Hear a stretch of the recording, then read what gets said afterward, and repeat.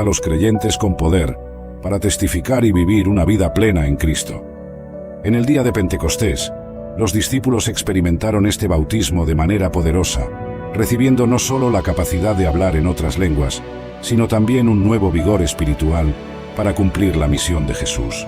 Pedro, antes temeroso, ahora predicaba con valentía, y la iglesia comenzó a crecer exponencialmente.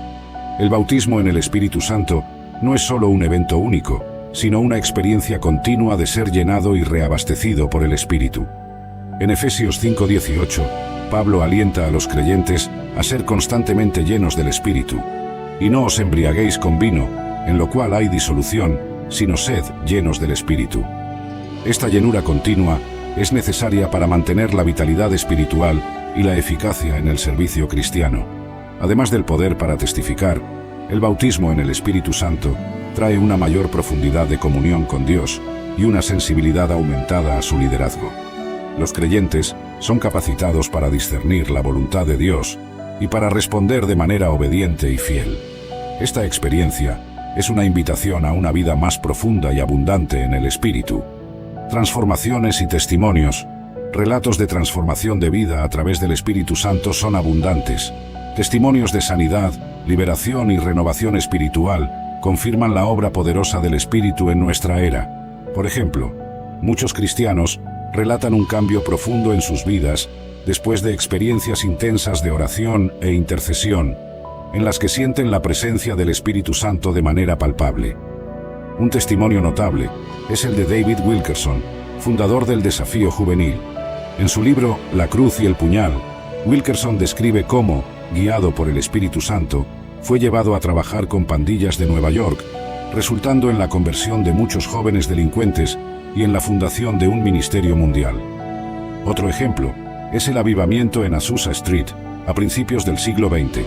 Este movimiento, liderado por William J. Seymour, vio a miles de personas siendo bautizadas en el Espíritu Santo, resultando en milagros, sanidades y una renovación espiritual que impactó al mundo entero. El avivamiento en Azusa Street es frecuentemente citado como el nacimiento del movimiento pentecostal moderno, que enfatiza la obra continua y poderosa del Espíritu Santo. Además de estos eventos históricos, muchos cristianos experimentan la obra transformadora del Espíritu Santo en sus vidas diarias. Relatan una paz profunda en medio de dificultades, orientación clara en decisiones importantes y una alegría renovada en el servicio a Dios y a los demás. Estos testimonios son un recordatorio poderoso de que el Espíritu Santo está activo y operante en nuestro mundo hoy, trayendo transformación y esperanza donde quiera que sea bienvenido. Y en tu apoyo. Imagínate como un jardinero. En lugar de regar hojas que nunca crecerán, elige cuidar flores que de verdad florecen. El narcotraficante es alguien que persigue atención y validación sin interesarse en soluciones que puedan mejorar su vida. Como enseña la filosofía estoica, es fundamental reconocer a quién queremos tender la mano. No te conviertas en un espectador del espectáculo de su vida. Este tipo de persona siempre busca ser notado, pero ignora las batallas que de verdad merecen la pena. Recuerda, tu tiempo es oro, y en lugar de dejar que otro lo desperdicie, inviértelo en quienes valoran tu presencia. Ten esto muy claro, amigo. La vida es demasiado corta para convertirse en parte del drama ajeno. Quinto, el que no aprecia tu tiempo. Si hay algo que realmente tiene valor en este mundo, es el tiempo. Sin embargo, existe un tipo de persona que lo desperdicia con la misma indiferencia que un niño que derrama jugo en la alfombra. Nos referimos al derrochador de tiempo. Ese sujeto que no solo no respeta tus horas, sino que también actúa como si siempre estuvieras disponible. Pero ¿por qué deberías permitir que alguien más decida cómo empleas tu vida? Examinemos este fenómeno. Imagina que tu tiempo es como un billete de lotería, raro y valioso. El derrochador de tiempo aparece en tu vida como un ilusionista, ofreciendo promesas grandiosas, pero al final solo te deja con la sensación de que igual que ese billete te has quedado sin nada. Son las figuras que aparecen sin ser invitadas. Cuando deseas gozar de un día tranquilo, ellos se comportan como si tu agenda fuera un banquete abierto en el que cualquiera puede servirse sin restricción. Su manera de actuar es muy clara. No respetan tus límites ni tus prioridades. Puede que tengas una reunión programada, un trabajo pendiente o simplemente quieras descansar, pero para ellos sus demandas siempre son más importantes. Es como si pensaran que eres una máquina que funciona las 24 horas, cuando en realidad a veces solo necesitas detenerte, o al menos decir no, gracias. Afrontémoslo. Lidiar con un derrochador de tiempo puede ser tan difícil como armar un rompecabezas de 1000 piezas en plena oscuridad, pero no todo está perdido. Para resguardar tu tiempo, establece límites firmes y no temas en rechazar. Considera tu tiempo como un jardín y a cada derrochador como una mala hierba intentando arruinar tus flores. Comunica claramente tu agenda y respétala, porque tu misión no es satisfacer las expectativas de los demás. Además, es fundamental que des prioridad. Entonces, sigue atento, porque lo que viene en el próximo bloque te dejará sin aliento. Escúchame bien, elegido, porque esto cambiará tu visión para siempre. La claridad mental que ahora posees nunca ha sido producto del azar. No es una simple virtud, ni un regalo casual del destino. Detrás de tu impecable lucidez hay una misión cuidadosamente diseñada desde planos superiores, algo que escapa completamente a la comprensión ordinaria. Cada pensamiento claro, cada intuición precisa, es una capa más en la protección psíquica que ha sido activada en ti por una fuerza que supera todo entendimiento humano. ¿Sabes por qué últimamente los ataques contra tu paz interior han sido más frecuentes e intensos? ¿Por qué parece que alguien quiere desesperadamente derribar la muralla de tu mente? Es porque tu poder mental revela tu verdadero propósito. Un propósito que amenaza directamente las agendas ocultas de quienes intentan frenar tu avance. Cada ataque que recibes, cada intento de sabotaje emocional, es en realidad una prueba estratégica para medir hasta qué punto puedes resistir. Quieren descubrir cuán profundo es tu potencial real, y lo que han encontrado hasta ahora los ha dejado absolutamente aterrados. Lo que pocos entienden es que esta resistencia, esta fortaleza mental que muestras, no es únicamente defensiva. Muy pronto entenderás que tu mente no solo repele ataques, también está siendo entrenada para confrontarlos activamente. Se acerca el día en que tendrás que utilizar conscientemente este poder para defender lo que amas y proteger aquello que representas. Pero atención, esto requiere que estés plenamente consciente de quién eres realmente y qué papel cumples en este gran juego cósmico. Aquí llega la revelación que necesitas escuchar con urgencia. Muy pronto recibirás una señal inconfundible que revelará exactamente el motivo por el que has sido preparado. Una situación crítica está a punto de surgir y tu poder mental será la llave para resolverla. Esta situación no solo te afectará a ti, sino que tendrá consecuencias directas sobre las personas que más valoras en este mundo. Será entonces cuando entiendas plenamente por qué tu claridad mental fue activada justo ahora y no antes. Pero aquí viene el clímax que sacudirá tus emociones hasta la raíz. En este preciso instante, alguien muy cercano a ti está siendo manipulado para que dude de tu propósito y de tu integridad. Esta persona será clave en la prueba final que pronto enfrentarás. ¿Quién es esta persona y cómo influirá en tu destino inmediato? Mantente alerta, porque lo que descubrirás a continuación te revelará si estás realmente listo para enfrentar lo que el universo... Puedes decirle: Dios, no estoy bien. Mi mente está hecha un caos. No puedo dejar de pensar en esto, ayúdame. Enséñame a ver las cosas como tú las ves. Y Él responde, siempre responde. Tal vez no de la forma que esperas, ni en el momento que quisieras, pero responde. A veces con una paz que no puedes explicar. A veces con una palabra que lees justo en el momento indicado. A veces con silencio. Pero incluso en ese silencio, Él está trabajando. Porque Dios pelea tus batallas contigo. No las mira desde lejos. Está en el campo de batalla, a tu lado, mostrándote que no tienes que hacerlo solo, que su espíritu está dentro de ti, dándote fuerza, recordándote su verdad, levantándote cuando caes. Eso es lo que Jesús prometió cuando dijo que enviaría al Consolador. no solo para consolarte en momentos difíciles, sino para guiarte a toda verdad. Y esa guía es diaria, es constante, es real. ¿Recuerdas cuando Jesús estuvo en el huerto de Getsemaní? Él también tuvo pensamientos pesados. Dijo, mi alma está muy triste, hasta la muerte. Mateo 26:38. ¿Y qué hizo en ese momento? Fue al Padre. Abrió su corazón, derramó su angustia, y aunque la situación no cambió de inmediato, recibió fortaleza para enfrentar lo que venía. Eso es lo que tú puedes hacer también. No tienes que tener la mente perfecta para acercarte a Dios. Te acercas precisamente porque tu mente necesita sanidad. Él no espera que estés fuerte, espera que estés dispuesto a dejarlo entrar, a dejarlo actuar, a dejarlo renovar cada pensamiento con su verdad. Y no siempre vas a sentirte poderoso. Habrá días donde los pensamientos negativos vuelvan con fuerza, donde sientas que diste un paso hacia atrás. Pero en esos días, recuerda esto: Dios no se ha movido de tu lado, no retrocede por tus dudas, no se rinde contigo, no te cambia por tener una mente en proceso. Él te ama, incluso cuando tu mente no puede entenderlo del todo.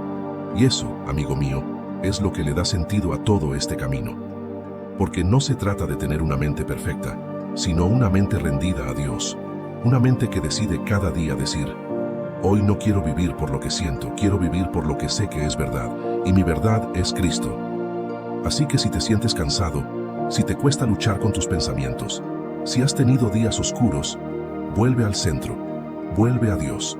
Recuérdale a tu alma que no estás sola, que hay un Padre que entiende cada pensamiento que te duele, y que no solo lo entiende, lo quiere sanar.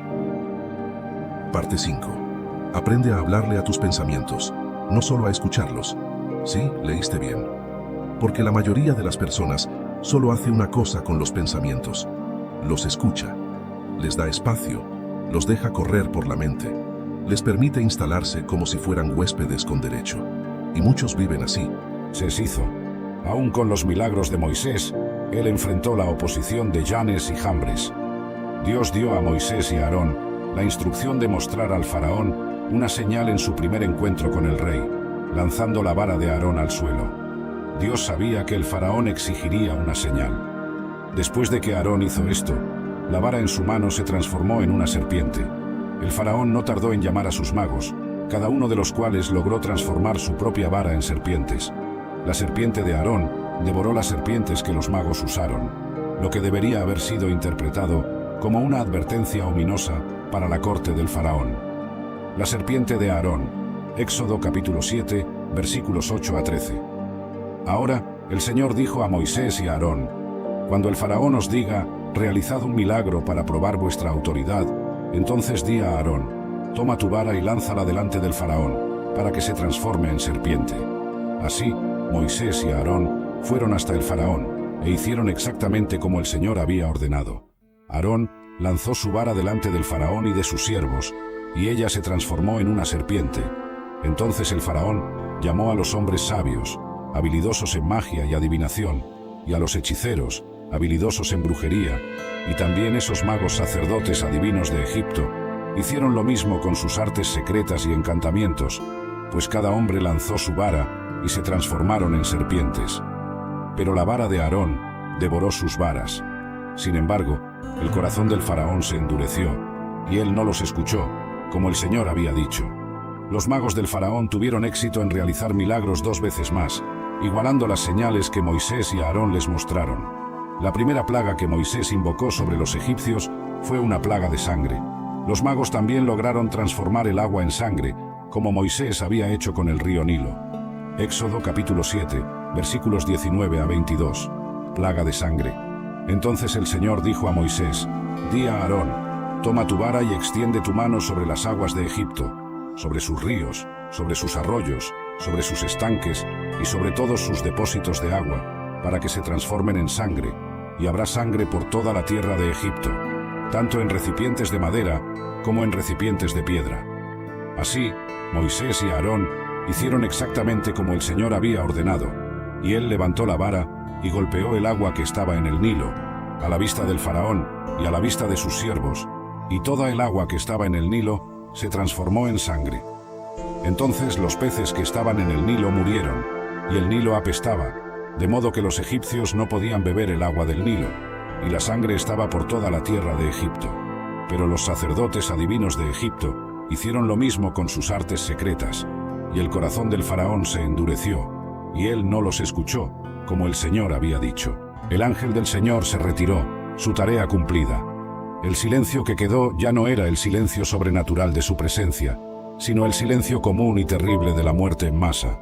El amanecer reveló un espectáculo que jamás sería olvidado por aquellos que lo presenciaron. El sol naciente iluminó un campo cubierto de cuerpos. Filas enteras de soldados, aún en sus posiciones de descanso, yacían como si simplemente se hubieran dormido para nunca más despertar. No había heridas visibles, no había signos de lucha. Solo la muerte silenciosa que había segado un ejército entero en una sola noche. Sennacherib, el gran rey de Asiria, estaba entre los pocos sobrevivientes. Protegido en su tienda real por razones conocidas solo por los designios divinos, emergió para contemplar la ruina total de su poder militar. Su rostro, antes marcado por el orgullo y la arrogancia, ahora exhibía solo shock y terror. 185.000, murmuró uno de los pocos oficiales sobrevivientes, contabilizando las pérdidas. Toda la fuerza de ataque, todos los arqueros, toda la caballería, todos muertos. Desde lo alto de las murallas de Jerusalén, centinelas observaban atónitos la escena que se desarrollaba en la llanura. Donde antes había un mar de tiendas y estandartes, ahora existía solo un campo de muerte. Las noticias se extendieron rápidamente por la ciudad sitiada. «¡Vengan a ver!», Sremia gritaban los guardias. «¡Vengan a presenciar lo que el Señor ha hecho esta noche!». Ezequías, acompañado por Isaías y sus consejeros, subió a las murallas para ver con sus propios ojos el milagro de la liberación. Por largos momentos, el rey permaneció en silencio, sobrecogido por la magnitud de la intervención divina. «Así el Señor defendió Jerusalén», declaró finalmente Isaías, su voz llena de reverencia. «No por la fuerza de arco o espada, no por la sabiduría de los hombres, sino por el poder de su brazo extendido». En el campamento asirio, el caos reinaba entre los sobrevivientes. Oficiales intentaban en vano mantener el orden, mientras soldados huían en pánico, convencidos de que permanecer en las proximidades de Jerusalén significaría enfrentar el mismo destino que sus compañeros. Sennacherib, el conquistador que había subyugado naciones, ahora se encontraba dominado por el miedo. Sus manos temblaban mientras ordenaba la retirada inmediata. «Preparen mi carruaje», ordenó, evitando mirar hacia el campo de cuerpos.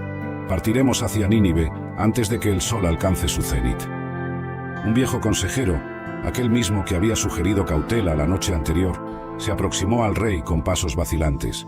«Majestad», dijo él, su voz poco más que un susurro, «¿qué diremos cuando lleguemos a Nínive? ¿Cómo explicaremos esta derrota?» Los ojos de Sennacherib destellaron con un vestigio de su antiguo orgullo. «Diremos que una plaga golpeó el campamento, una enfermedad súbita y a él. Las personas se humillan cuando temen por sus vidas, y nosotros como cristianos tenemos la respuesta al miedo, la esperanza y la salvación encontradas en Jesucristo». ¿Conoces a alguien que está en medio de una batalla espiritual y no lo sabe?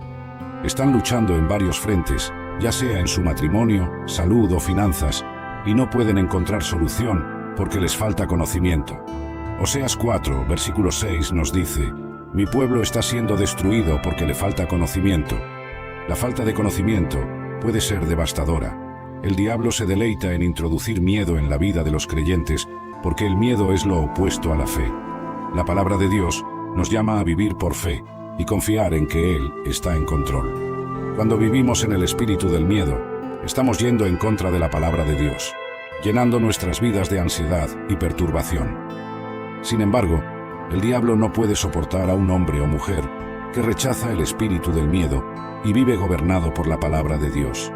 Vivimos en un tiempo en el que es difícil discernir la verdad de la mentira. Estamos bombardeados por influencias y tentaciones que buscan desviar nuestra atención de Dios.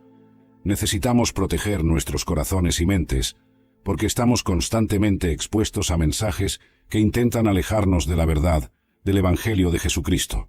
En Mateo 24, versículos 3 a 4, encontramos a los discípulos preguntando a Jesús: «Dinos, ¿cuándo sucederán estas cosas? ¿Y cuál será la señal de tu venida y del fin de los tiempos?». La respuesta de Jesús fue incisiva y directa. Tengan cuidado de que nadie los engañe. Esto nos dice que uno de los signos de los tiempos será el aumento del engaño. Por lo tanto, la única manera de no ser llevados por falsas enseñanzas y doctrinas erróneas es conociendo al Señor por nosotros mismos, desarrollando una relación personal con Dios, para que nadie pueda engañarnos. Pueblo de Dios, cuando experimentas la verdadera presencia de Dios, rápidamente te das cuenta cuando algo no está bien en una predicación. Percibes rápidamente la atmósfera de un lugar. Puedes discernir qué espíritu está operando, sea el espíritu de Dios o el de Satanás disfrazado de ángel de luz. Cuando conoces a Dios y experimentas al Señor por ti mismo, eres capaz de discernir y tener cuidado de que nadie te engañe. Entonces, te animo a buscar una experiencia con Dios. Necesitamos un encuentro personal y auténtico con Dios, para que podamos verdaderamente diferenciar un verdadero movimiento de Dios de una falsificación hecha por el diablo. Y creo que necesitamos al Espíritu Santo ahora, más que nunca, porque es con la ayuda del Espíritu Santo que podemos ser guiados a la verdad del Evangelio de Jesucristo. Cuando un hombre poseído por demonios encontró a Jesús, descrito en Mateo 17, la Biblia dice en el versículo 18 que Jesús reprendió al demonio, y éste salió del muchacho, que trasciende tiempo y cultura, siempre centrada en el amor redentor de Cristo. Mientras reviso las cartas que derramé desde lo más profundo de mi ser para las iglesias, siento mi corazón inflamarse nuevamente con la pasión y el propósito que guiaron cada palabra. Las epístolas a los Romanos, Corintios, Gálatas y tantas otras no fueron meras misivas, fueron pedazos de mi alma entrelazados con la verdad inmortal del Evangelio. Cada carta que escribí en momentos de profunda contemplación y fervorosa oración era un grito de mi corazón, un anhelo ardiente para que mis hermanos y hermanas en la fe capturaran la magnitud del amor de Cristo. Ansiaba que cada palabra trascendiera el papel, tocara sus corazones y transformara sus vidas, así como la mía había sido transformada. Al escribir a los romanos, sentí el peso de la grandeza de nuestra fe, abarcando la justificación por la fe, la esperanza en la gloria de Dios y el poder de la vida en el Espíritu. A los Corintios, mi corazón se derramó en consejos y correcciones, movido por un amor que se rehúsa a ceder ante las fallas y debilidades. Y a los Gálatas, mi alma clamaba contra la distorsión del Evangelio, defendiendo la libertad que tenemos en Cristo contra las cadenas del legalismo. Cada iglesia a la que escribí ocupaba un lugar único en mi corazón. Sus luchas eran mis luchas, sus alegrías mis alegrías. Mis palabras buscaban ser un faro para guiarlos, un bálsamo para curarlos, una espada para defenderlos y un abrazo para consolarlos. En cada línea procuraba infundir la fuerza que encontré en mi propia debilidad, la esperanza que brilló en medio de la desesperación y el amor inquebrantable que supera todas las barreras. Miro ahora hacia esas cartas esparcidas como semillas al viento, alcanzando lugares que mis pies nunca pisaron, y veo el poder transformador de la palabra de Dios. Se han convertido en algo más de lo que jamás pude imaginar, un legado vivo, respirando a través de los siglos, tocando incontables vidas, moldeando la fe y el destino de generaciones. Me siento humilde y al mismo tiempo exultante. Humilde, porque no soy más que un vaso de barro utilizado por el Supremo Alfarero. Exultante, porque a través de mis palabras, el Espíritu Santo ha soplado vida, creando una espléndida tapicería de fe, esperanza y amor que cubre el mundo.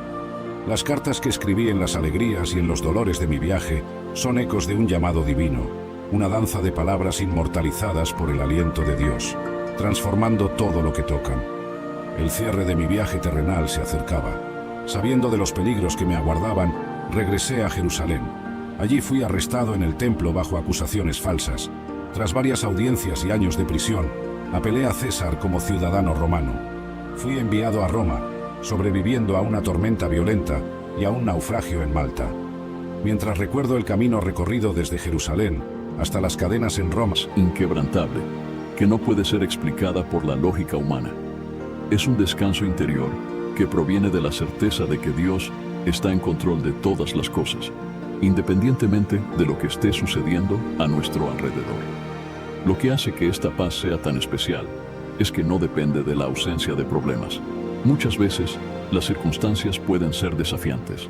Los vientos contrarios pueden soplar fuerte, y aún así, quienes tienen el Espíritu Santo experimentan una serenidad interior que va más allá de la comprensión humana. No es una negación de los problemas, sino la confianza plena de que, en medio de ellos, Dios está presente. Y eso nos fortalece y nos calma. Piensa en momentos de dificultad que ya has vivido, donde parecía que las cosas estaban fuera de control. Quizás fue una pérdida, un problema de salud, dificultades financieras o incluso una situación de conflicto emocional. En esas horas, el mundo a nuestro alrededor espera que estemos ansiosos, preocupados, sin rumbo. Pero, cuando el Espíritu Santo está en nosotros, Él nos da una paz sobrenatural, un sentimiento de seguridad que parece desafiar la realidad. Eso es algo que solo quien camina con Dios puede entender verdaderamente. Un ejemplo bíblico claro de esta paz se puede encontrar en la vida de Jesús. En el Evangelio de Marcos, capítulo 4, versículos 37 a 39, vemos la famosa escena en que Jesús está durmiendo en el barco, mientras una tormenta violenta amenaza con hundirlo. Los discípulos están desesperados, temiendo por su propia vida, pero Jesús está en paz.